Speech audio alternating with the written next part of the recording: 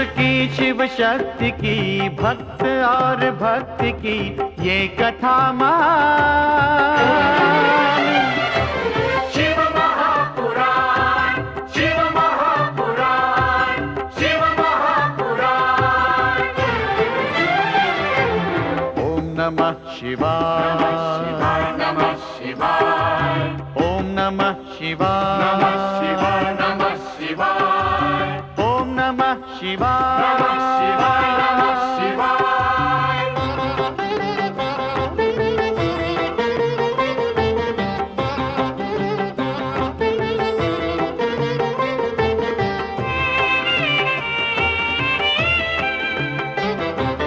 आशुतोष नीलकंठ शंभु अविनाशी, गंगाधर महादेव जो है कैलाशी।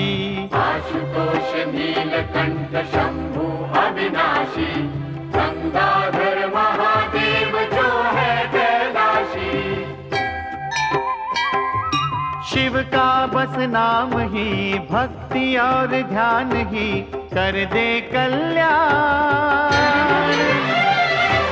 शिव महापुराण, शिव महापुराण, शिव महापुराण।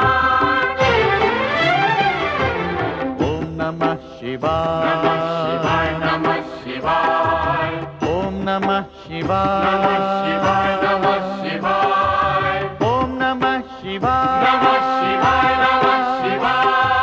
शिव महापुराण, शिव महापुराण,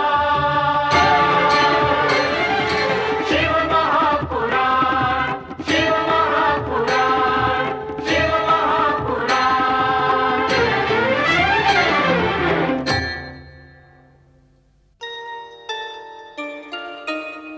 अर्जुन भील बने शिव अपनी संगिनी मल्ली रूपिणी पार्वती से ये रूप धारण करने का कारण पूछते हैं। उसी समय मल्ली की मां सेवंती वहां आ जाती है। मल्ली मां को बताती है कि वन में बाघ से उसके प्राण बचाने वाला यही अर्जुन था। कृतज्ञ सेवंती अर्जुन का स्वागत सत्कार करती है। उसके पश्चात मल्ली अर्जुन प्रेम करते हैं। अर्जुन से जला भुना मंगू इस प्रकरण को पंचायत के पंचों के सम्मुख प्रस्तुत करता है। भील समाज के सरपंच के पूछने पर अर्जुन मल्ली दोनों कहते हैं कि वे एक दूसरे से प्रेम करते हैं। चूंकि अर्जुन ने मल्ली के प्राण बचाए थे, इसलिए मल्ली अर्जुन विवाह के अधिकारी हैं। और फिर भील युवक युवतियों के गीत नृत्य के उत्सवमय वातावरण में मल्ली तथा अर्जुन विवाह सूत्र में बंधते हैं तथा भील परंपरा के अनुसार अपने इष्ट देव सुब्रमण्यम के दर्शनार्थ निकलते हैं। जब कार्तिकेय अपने माता पिता को भील वर वधु के वेश में देखते हैं तो उनके आश्चर्य का पार नहीं रहता। वे दौड़कर माता पिता के चरणों में गिर जाते हैं तथा इस अद्भुत आकस्मिक आगमन के प्रति हर्षाश्चर्य व्यक्त करते हैं। माता पिता से पुत्र का मिलन देखकर सारा भील समाज अभिभूत हो उठता है। और फिर शिव पार्वती अपने मूल रूप में प्रकट होते हैं। कार्तिकेय अपने माता पिता से प्रार्थना करते हैं कि वे दोनों यहां सदा सदा के लिए निवास करें। शिव पार्वती दोनों कार्तिकेय पूजित शिवलिंग को अपनी ज्योति प्रदान करके उसे मल्लिकार्जुन ज्योतिर्लिंग के रूप में प्रतिष्ठित करते हैं।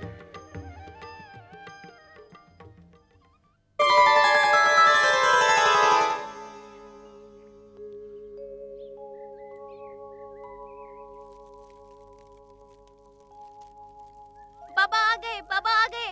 माँ, बाबा आ गए, बाबा आ गए। माँ, माँ देखो बाबा आ गए। तुम कुछ लाई नहीं? कोई वन पशु हाथ नहीं लगा? दिन भर भटकता रहा, कोई पशु हाथ नहीं आया। मैं भूखी हूँ, बच्चे भूखे हैं। हाँ। अब क्या होगा?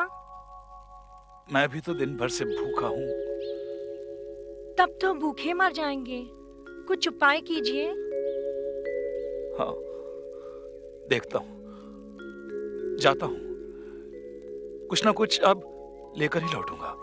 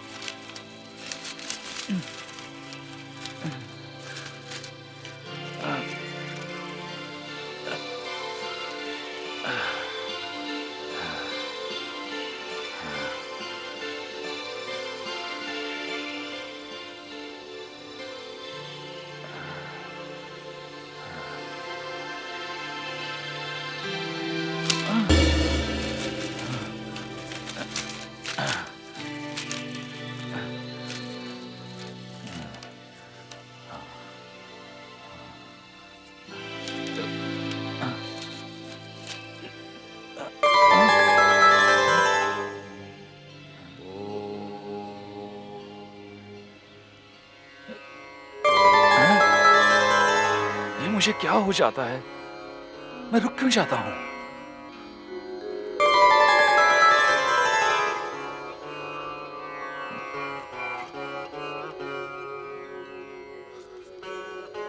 भीलराज, आप मुझ पर बाण चलाते चलाते रुक क्यों गए? जब तुम स्वयं यहां आ ही गई हो तो मैं तुम्हें नहीं छोड़ूंगा। मैं जानती हूँ, पशुओं का आखेट करना आखेटक का कर्म है। मैं आपको आपके कर्म से नहीं रोकना चाहती, इसीलिए आपके पास ये कहने आई हूँ कि आपने इस समय मुझे न मारकर मुझ पर बड़ा उपकार किया है। मैं अपने पति और बच्चों को ढूंढने आई थी। मुझे एक बार उनसे मिल लेने दीजिए, फिर मैं स्वयं आपके पास लौट आऊंगी। नहीं, अपने आखेट को सामने देखकर मैं उसे नहीं छोड़ूंगा। मेरी पत्नी और मेरे बच्चे मेरी बाट देख रहे होंगे।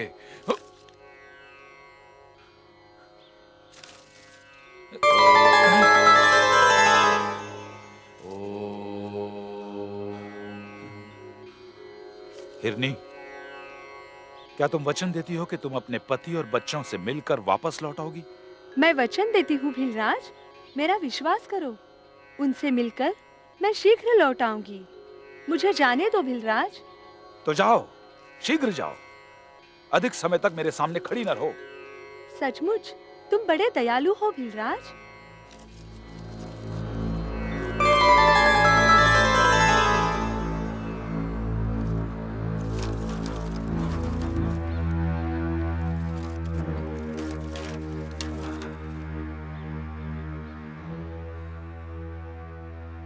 ये तूने क्या किया गुरुद्रोह? हाथ में आया आखेट छोड़ दिया तूने। अब बैठा रहे उसकी प्रतीक्षा में। पता नहीं वो लौट कर आती भी है या नहीं।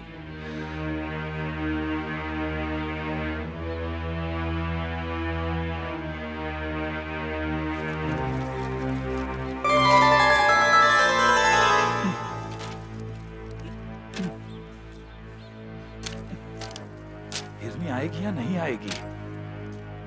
कहीं झूठ तो नहीं बोली वो?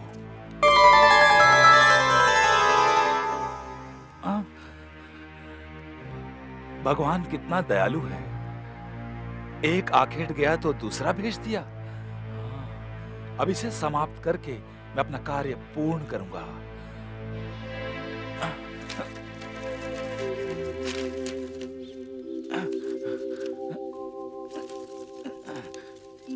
आखेटक, मुझ पर दया करो। मैं अपनी बहन को ढूंढने यहाँ आई थी। उसका पति तथा बच्चे उसके लिए चिंतित हो रहे हैं।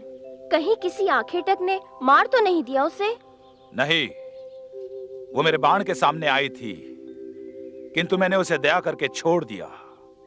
उसने वचन दिया है कि वो लौटकर अवश्य आएगी, किंतु मैं तुम्हें नहीं छोड़ूंगा। मैं बहुत दूर से अपनी बहन से मिलने आई हूँ आखेटक। एक बार मुझे अपनी बहन से मिल लेने दो, फिर मैं अपने आप यहाँ लौट कर आ जाऊंगी। नहीं, नहीं। मैं अवश्य लौट आऊंगी आखेटक। बस एक बार मुझे अपनी बहन से मिल लेने दो। तो जाओ, शीघ्र लौट कर आओ। तुम्हारी बहन मिल जाए तो उसे कहना कि अपना वचन निभाए। यदि उसने वचन दिया है तो अवश्य उसका पालन करेगी। मैं अपने साथ लेकर आऊंगी।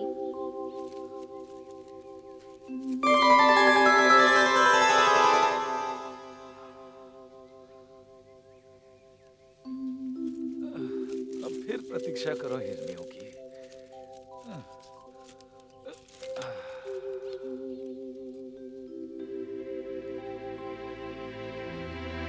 क्या हो गया मुझे? दूसरी हिरनी को भी जाने दिया? अब मैं कब तक उसकी प्रतीक्षा में यहां बैठा रहूंगा?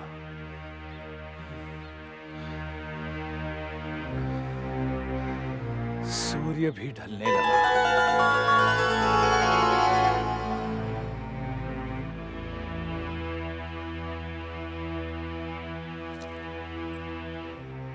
लगता है वो दोनों हिरनियां मुझे दया के नाम पर मूर्ख बनाकर चली गईं। उधर मेरी पत्नी, बच्चे भूखे पड़े हैं। न जाने वो दोनों हिरनियां लौटकर आएंगी या नहीं। कब तक बाट देखूंगा इन हिरनियों की।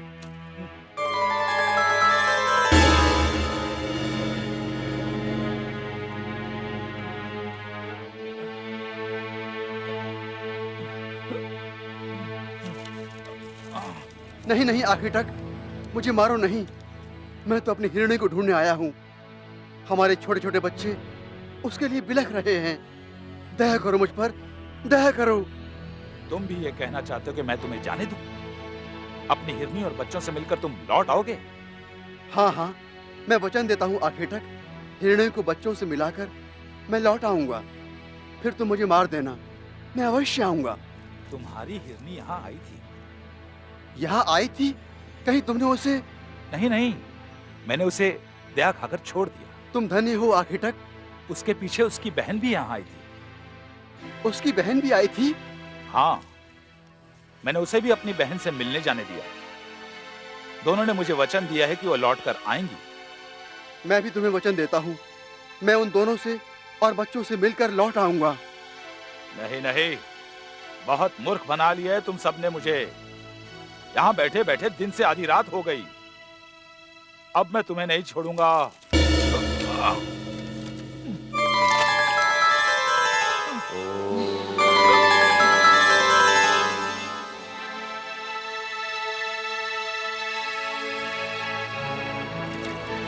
जाओ हिरन जाओ।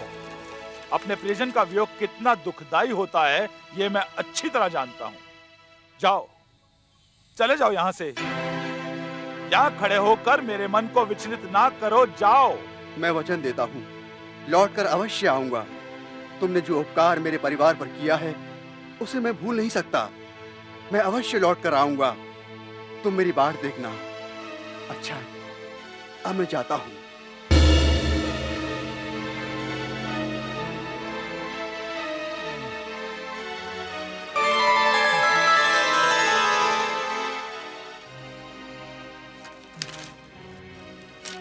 न जाने आज क्या हो गया मुझे।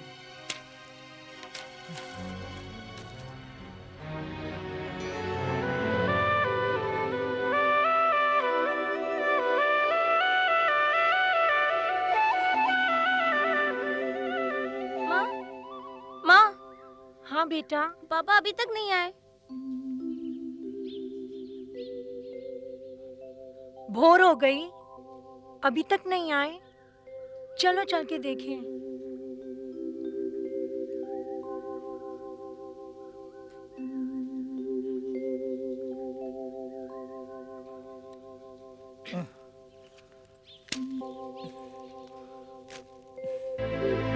क्रुद्रु, क्रुद्रु, कहाँ हो तुम? कहाँ हो तुम? कहाँ हो तुम? कहाँ हो? मैं यहाँ हूँ बनेरी। यहाँ देखो, यहाँ यहाँ पापा, पापा, नीचे आओ बाबा। आ रहा हूँ।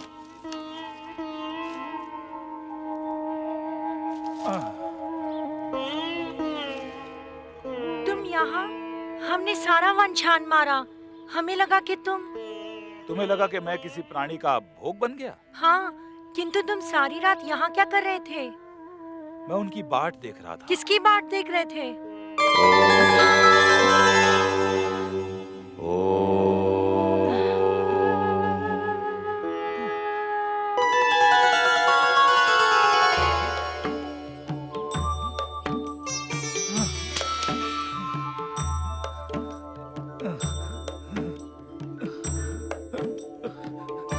भोलेनाथ, महादेव, तुमने हमें पहचान लिया गुरुद्रो? आपको पहले देखा नहीं था प्रभु, किंतु आपको देखते ही पहचान गया कि आप ही भगवान शिव शंकर हैं। गुरुद्रो, महाशिवरात्रि के पवित्र पर्व पर तुमने अनजाने में ही बिल्व पत्रों से मेरी पूजा की। उसी पूजा के फलस्वरूप तुम्हारे मन में निरीह हिरन तथा हिरनियों के प्रति करुणा का उदय हुआ। तुमने उनके वचनों पर विश्वास किया तथा उन्हें जीवन दान दिया। हम तुम पर प्रसन्न हैं। अपना मन चाहा वर मांग लो गुरुद्रो। मुझे कुछ नहीं चाहिए प्रभु, आपको देख लिया सब कुछ मिल गया।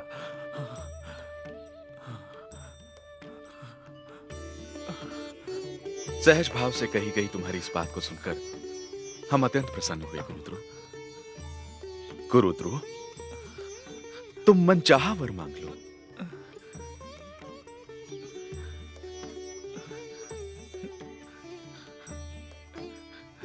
यदि देना ही चाहते हैं तो मुझे आखेट के इस पाप कर्म से छुटकारा दिलाइए। मुझे अपने चरणों में स्थान दीजिए प्रभु। गुरुद्रो, तुम अपनी दया भावना तथा सत्कर्म से मुक्ति के अधिकारी बन गए हो। तुम्हारी पत्नी तथा बच्चों ने भी धैर्य का साथ नहीं छोड़ा, अतः वे भी तुम्हारे साथ शिवलोक जाएंगे। गुरुद्रो, तुम समस्त सांसारिक बंधनों से मुक्त हो जाओगे। मैं धन्य हुआ प्रभु। दयालु भीलराज, हम आ गए हैं, अब तुम अपना कार्य करो। नहीं नहीं, अब मैं तुम्हारा वध नहीं करूंगा। अब मैं तुम्हारा वध नहीं करूंगा। जय शिव शंकर, जय भोलेनाथ। तुम सब देव योनि में शापित होकर हिरन तथा हिरणी बने, महाशिवरात्रि पर अनजाने में ही हमारी पूजा का कारण बने। अतः हमारे आशीर्वाद से तुम सब पुनः अपने मूल रूप में लौट जाओगे। आपकी कृपा अपरंपार है महेश्वर। गुरुद्रो, महाशिवरात्रि पर तुम आखेट के लिए निकले। दिन भर भूखे रहने के कारण तुमसे सहज ही उपवास हो गया। हिरन हिरनियों की प्रतीक्षा में जागते हुए तुमने रात्रि जागरण का पुण्य भी प्राप्त कर लिया। इतना ही नहीं, अनजाने में तुम्हारे हाथों नीचे गिरे बिल्व पत्रों से मेरी त्रिकाल पूजा भी संपन्न हुई। मृगों के सामने होते हुए भी तुमने उन पर दया की, जीवन दान दिया। ये महान पुण्य कार्य करके तुमने शिव भक्तों में अपना नाम अमर कर लिया है गुरुद्रो। जो भी शिव भक्त महाशिवरात्रि का व्रत रखते हुए तुम्हारी इस कथा को सुनेगा, उसे मेरी अखंड कृपा प्राप्त होगी। तुम्हारा कल्याण हो। गुरुद्रोह भील की सफल शिव भक्ति के पश्चात ही महाशिवरात्रि व्रत करने की परंपरा प्रारंभ हुई। भगवान शिव शंकर के गंगाधर बनने की कथा अयोध्या नरेश महाराज सगर चक्रवर्ती के अश्वमेध यज्ञ से प्रारंभ होती है। जब सगर चक्रवर्ती ने श्रीहरि की प्रसन्नता हेतु अश्वमेध यज्ञ का आयोजन किया, तो देवराज इंद्र ने उसे स्वर्ग विजय का प्रयास समझा। स्वर्ग पर आने वाले संभावित संकट को दूर करने के लिए इंद्र ने अश्वमेध का अश्व चुराकर उसे कपिल मुनि के आश्रम में बांध दिया। ध्यानमग्न कपिल मुनि इस तथ्य से अनभिज्ञ थे।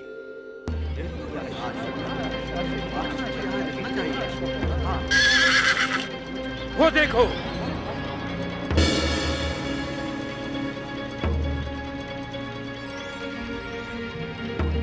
पाखंडी साधु, अश्वमेध का अश्व चुराकर अब ध्यान करने का ढोंग कर रहे हो। देखो इस अश्व चोर को, चोरी पकड़ी गई फिर भी आंखें बंद किए बैठा है।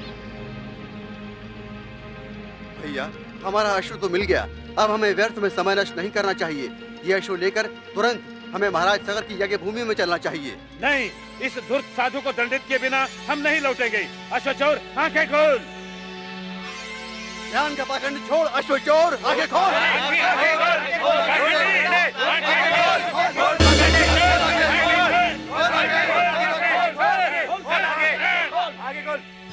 बता, क्यों चुराया तूने अश्वमेध का अश्व? क्या तू समझ रहा था कि तेरी चोरी नहीं पकड़ी जाएगी? मुझ पर मिथ्या आरोप लगाने वाले भ्रष्ट बुद्धि सगर पुत्रों, चले जाओ यहाँ से। एक मुनि के ऊपर तुमने झूठा दोषारोपण करके अपने सर्वनाश को आमंत्रित किया है। मैं तुम्हें सावधान करता हूँ, चले जाओ इस पवित्र आश्रम से। पाखंडी साधु, हम तुझे नहीं छोड़ेंगे। मैं अंतिम बार तुम्हें सावधान कर रहा हूँ, झूठा दोष लगाकर मेरे धैर्य को चुनौती मत दो। यदि मेरी ध्यान समाधि में बाधा डाली तो परिणाम अनर्थकारी होगा।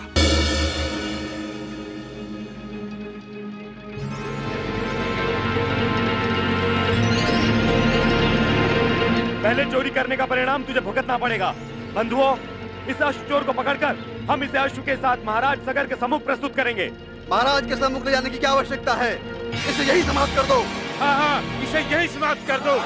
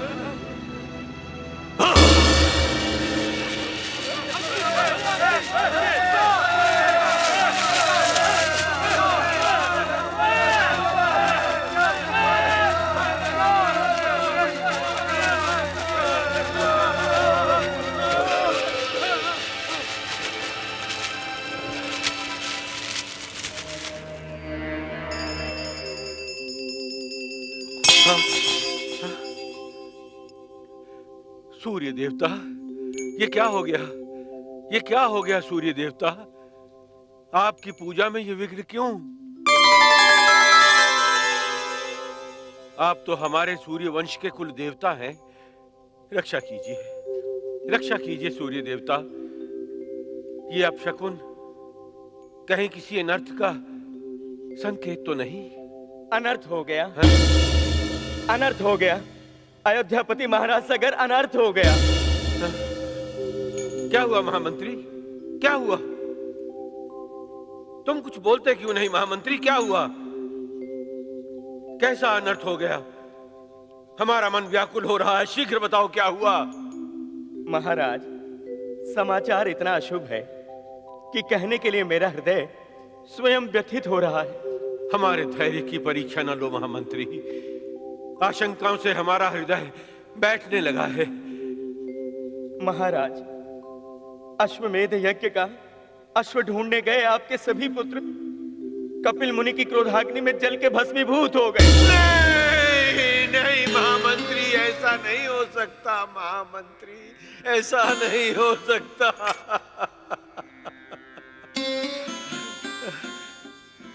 कुल देवता सूर्य देव, कैसा अनर्थ हो गया? ये कैसा अनर्थ हो गया?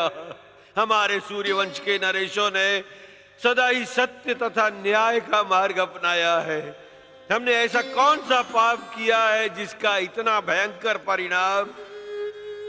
हमने विश्व कल्याण और धर्म की रक्षा के लिए अश्वमेध यज्ञ प्रारंभ किया था। हमें क्या पता था सूर्य देव कि ये नरमेध यज्ञ बन जाएगा, नरमेध यज्ञ। पिता के होते हुए पुत्र की अकाल मृत्यु, पुत्र की अकाल मृत्यु से पहले मेरे प्राण क्यों न चले गए सूर्य देव? मेरे प्राण क्यों न चले गए? मेरे प्राण क्यों न चले गए?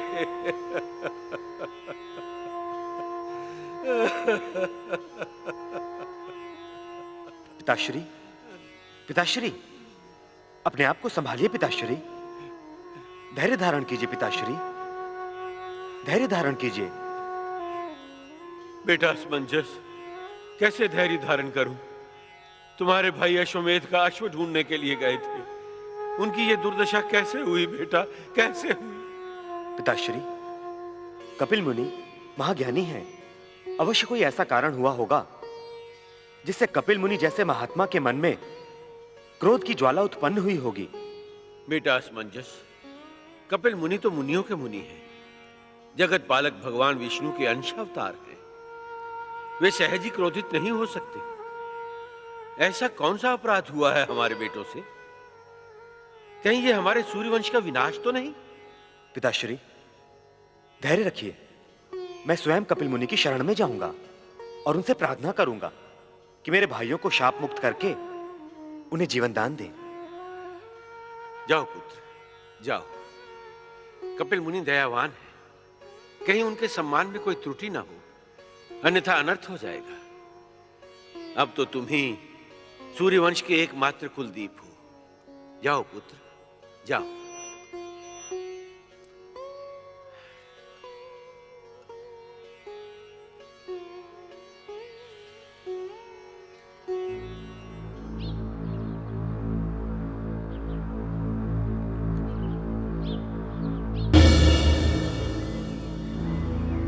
यह आत्मविदारक दृश्य, मेरे भाइयों की ये दशा,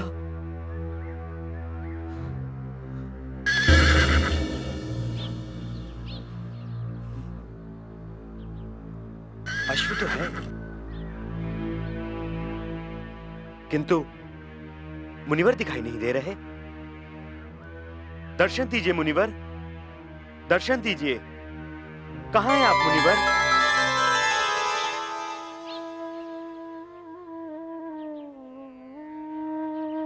मुनिवर के चरणों में प्रणाम। धृष्टता के लिए मैं क्षमा प्रार्थी हूं मुनिवर।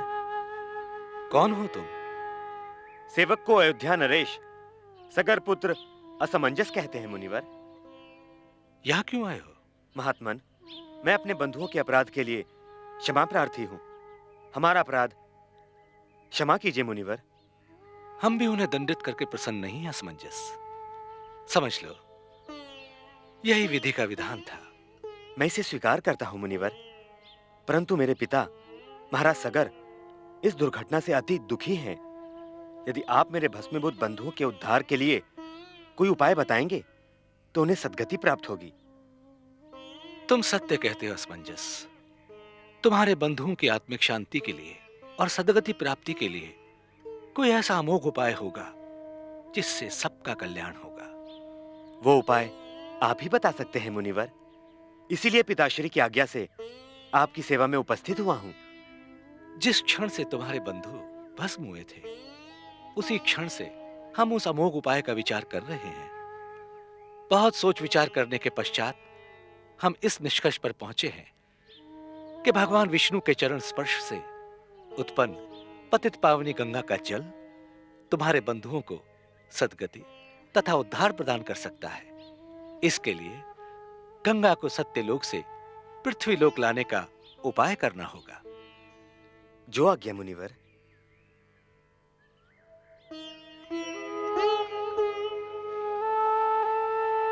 पिताश्री, सूर्याय नमः। पिताश्री। बेटा असमंजस, तुम आ गए पुत्र। मैं तो तुम्हारी प्रतीक्षा के लिए ही जीवित हूं बेटा, अन्यथा अब तक प्राण त्याग दिया होता। होनी को कौन टाल सकता है पिताश्री? मुनिवर कपिल के दर्शन हुए। उन्होंने क्या कहा बेटा? ये सब कैसे हो गया पुत्र, कैसे हो गया? जो कुछ भी हुआ उसके लिए मुनिवर स्वयं चिंतित हैं पिताश्री। भूल हमारे बंधुओं की थी। उन्होंने अज्ञानवश उनके प्रति ऐसा दुर्व्यवहार किया कि उनकी क्रोधाग्नि जाग उठी। उसका परिणाम यह हुआ कि सब के सब जलकर भस्म हो गए। नहीं बेटा नहीं, हे विधाता, ये सब सुनने से पहले मेरे प्राण क्यों नहीं ले लिए तुमने? मेरे प्राण क्यों नहीं ले लिए? महाराज, जो कुछ होता है वो विधाता की इच्छा अनुसार होता है। अब हमें कपिल मुनि द्वारा बताए गए अपने भाइयों के उद्धार के लिए प्रयत्न करना होगा। उनके उद्धार के लिए क्या करना होगा पुत्र? क्या मार्ग बताया है कपिल मुनि ने? भस्मीभूत हुए मेरे भाइयों का उद्धार अब केवल सुरसरी गंगा के जल के स्पर्श से ही हो सकता है। उसके लिए सत्यलोक से हमें देवी गंगा को धरती पर लाने का प्रयत्न करना होगा। भला ये कैसे संभव है असमंजस? क्या सुरसरी देवी गंगा को पृथ्वी पर लाना इतना सरल है? आप चिंता ना करें महाराज, मैं प्रण करता हूं आजीवन आराधना करके देवी गंगा को प्रसन्न करूंगा।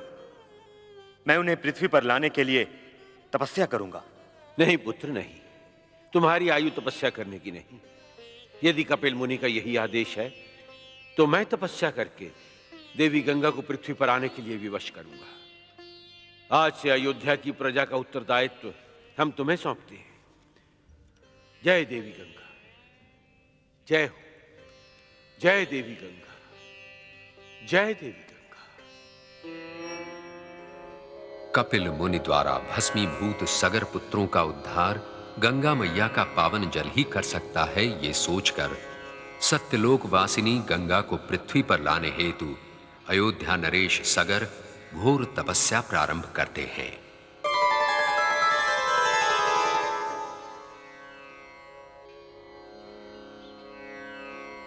तपस्या करते करते उनकी आयु बीत जाती है, परंतु गंगा प्रसन्न नहीं होती।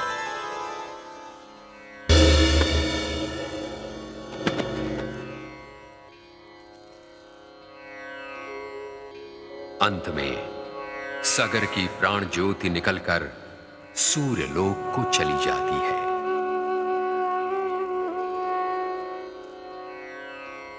महाराज सगर का पौत्र अंशुमान भी अपने पितामह के तप की परंपरा का निर्वाह करते हुए तप करता है, परंतु उसकी तपस्या के स्वर भी गंगा मैया तक नहीं पहुंच पाते और तप करते करते वो भी प्राण त्याग देता है। उसकी प्राण ज्योति भी सूर्य लोक में विलीन हो जाती है। अंशुमान के पुत्र अयोध्या नरेश दिलीप भी अपने प्रपितामह तथा पिता की परंपरा को आगे बढ़ाते हुए कठोर तपस्या करते हैं।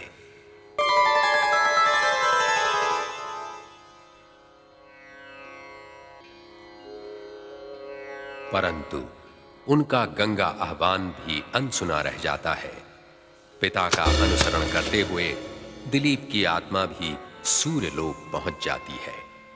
सूर्य वंश के कुल देवता सूर्य देव भी अपने आराधकों की इस निष्फल तपस्या को मौन देखते रहते हैं। उन्हीं सूर्य देव के आराधक दिलीप पुत्र भगीरथ अपने पूर्वजों की विफलता से खिन्न थे। सूर्यदेवाय नमः। हे सूर्यवंश के कुल देव सूर्यदेव, अपने इस भक्त भगीरथ को आशीर्वाद दीजिए। अपने पूर्वजों के उद्धार हेतु महाराज सगर, पितामह अंशुमान तथा पिता श्री दिलीप के पद चिन्हों पर चलकर उनके मनोरथ को पूर्ण कर सकूं। मेरे इस अटल विश्वास को शक्ति प्रदान कीजिए। मां गंगे को धरती पर अवश्य आना होगा। मैं जा रहा हूं। नहीं स्वामी, नहीं नहीं स्वामी, मैं आपको नहीं जाने दूंगी। मैं आपको नहीं जाने दूंगी स्वामी। मैं अपना धर्म निभाने जा रहा हूं महारानी। मुझे अपने कर्तव्य पालन से ना रोको। यदि मैं ना गया तो मेरे पूर्वजों की आत्मा को शांति नहीं मिलेगी। स्वामी, जब हमारी तीन पीढ़ियां भी गंगा मैया को धरती पर लाने में असफल रही, तो मैं कैसे विश्वास कर लूं कि आप सफल हो जाएंगे? महारानी, मेरी अंतरात्मा कह रही कि मैं कठोर मां गंगे को अवश्य प्रसन्न करूंगा। मेरे पूर्वजों की अतृप्त आत्माएं अपने उद्धार के लिए मुझे पुकार रही हैं। मैं उनकी पुकार को अनसुनी कैसे करूं महारानी? मुझे अवश्य जाना होगा। मेरा निश्चय अटल है। यदि आपका निश्चय अटल है स्वामी, तो आप मुझे भी अपने साथ ले चलिए। भाग्य में होगा तो मैं भी गंगा मैया के दर्शन आपके साथ कर लूंगी, अन्यथा आपसे पूर्व अपने प्राण त्याग दूंगी। महारानी, विधाता इतना निष्ठुर नहीं हो सकता। हमारे पूर्वजों ने सत्य तथा न्याय पूर्वक अयोध्या पर शासन किया है। हमने ऐसा कोई पाप नहीं किया जिससे सूर्य वंश का गौरव कलंकित हो, उसकी यश कीर्ति समाप्त हो। आप पर भी तो अयोध्या के शासन का उत्तरदायित्व है स्वामी। आप ये क्यों भूलते हैं कि हमारा कोई पुत्र नहीं है? यदि मैं पुत्रवती होती तो आपके कर्तव्य मार्ग में कभी बाधा नहीं बनती स्वामी, कभी बाधा नहीं बनती। यदि आप अपना व्रत पूर्ण करने में असफल रहते तो मैं सहर्ष अपने पुत्र को आपके पद चिन्हों पर भेज देती। आप सोचिए स्वामी, आप सोचिए, यदि आप अयोध्या से चले गए तो ये सूर्यवंश वंशहीन हो जाएगा, वंशहीन हो जाएगा स्वामी। महारानी, हमारा सूर्यवंश कभी वंशहीन नहीं होगा। मां गंगे मेरी प्रार्थना स्वीकार करके अवश्य धरती पर अवतरित होंगी। महाराज सगर के पुत्रों का उद्धार होगा, उन्हें सद्गति प्राप्त होगी। ये देखकर हमारे पूर्वजों की आत्मा को शांति मिलेगी। ये मेरी आस्था है, मेरा अटल विश्वास है। मुझे सहर्ष विदा करो महारानी। मुझ पर विश्वास करो, मैं अवश्य लौटूंगा। महारानी, मुझे विदा करो।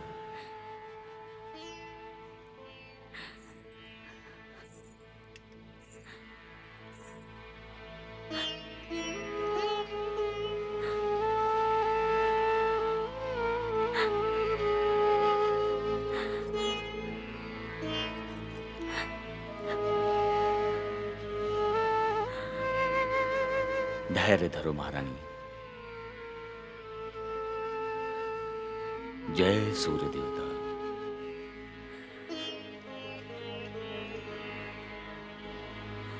अपने पूर्वजों की प्रतिज्ञा पूर्ण करने हेतु अयोध्या नरेश महाराज भगीरथ अपनी महारानी को शोकमग्न छोड़कर विदा हुए तथा गंगा मैया के आह्वान का संकल्प करके तपस्या में लीन हो गए।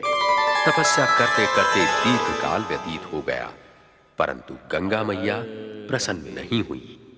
भगीरथ भी अपने पूर्वजों की भांति निराश हो गए। दया करो मां गंगे, प्रकट हो मां, पृथ्वी पर उतरो मां गंगे। मुझ पर करुणा करो गंगे मां। नारायण नारायण। प्रणाम देवर्षि। आयुष्मान भव। अयोध्या नरेश भगीरथ, तुम्हारी कठोर तपस्या सचमुच प्रशंसनीय है। मैं कितना भाग्यशाली हूं जो आप स्वयं दर्शन देने आ गए। यह तो मेरा कर्तव्य था भगीरथ। दुखी जनों का दुख दूर करके उनकी कामना पूर्ति के लिए मार्ग बताना नारद का कर्तव्य है। परंतु भगीरथ, अपने पूर्वजों के समान तुम भी गंगा मैया को प्रसन्न करने में असमर्थ रहे, इसका मुझे दुख है। देवर्षि, मेरे पूर्वजों का पूर्ण कार्य यदि मैं पूर्ण न कर सका तो धिक्कार है मुझे, परंतु मेरी अंतरात्मा कह रही है मेरी पुकार निष्फल नहीं जाएगी। मैं तुम्हारी भावनाओं का समर्थन करता हूं भगीरथ। बस तुम्हें अपनी तपस्या का परिमार्जन करना होगा। तपस्या का परिमार्जन? हां भगीरथ, तुम्हारे तीनों पूर्वज तपस्या करते करते अपनी निर्धारित आयु पूर्ण करके स्वर्गवासी हुए। मेरी समझ में नहीं आता देवर्षि, पतित पावनी गंगा मैया इतनी निष्ठुर क्यों बनी रहीं? उन्होंने मेरे पूर्वजों की करुणा भरी पुकार क्यों नहीं सुनी? नारायण नारायण। मैं तुम्हें यही रहस्य तो समझाने आया हूं भगीरथ। देवी गंगा स्वयं विवश है। जब तक परमपिता ब्रह्मदेव की आज्ञा उन्हें प्राप्त नहीं होगी, वे पृथ्वी पर अवतरित नहीं हो सकती। परमपिता ब्रह्मदेव की आज्ञा मिलते ही वो तुम्हारी पुकार सुनकर स्वयं चली आएंगी भगीरथ। अर्थात मां गंगे को पृथ्वी पर लाने के लिए मुझे ब्रह्मदेव का आह्वान करना होगा। यही एकमात्र उपाय है भगीरथ। मुझे पूर्ण विश्वास है ब्रह्मदेव तुम्हारी पुकार अवश्य सुनेंगे। तुम गंगा को पृथ्वी पर लाने में अवश्य सफल होगे। ब्रह्मदेव का आह्वान करो। मेरी शुभकामनाएं तुम्हारे साथ हैं। धन्य हो देवर्षि, आपने सत्य का मार्ग दिखाकर मुझ पर ही नहीं संपूर्ण मानव जाति पर उपकार किया है। ब्रह्मदेव, आप तो सृष्टि निर्माता हैं, सृष्टि के कण कण का हाल जानते हैं। मेरी पुकार सुनकर देवी गंगा को पृथ्वी पर आने का आदेश दीजिए। ब्रह्मदेव प्रसन्न हो। ओम ब्रह्मदेवाय नमः। तुम्हारा कल्याण हो। ब्रह्मदेवाय नमः। ओम ब्रह्मदेवाय नमः।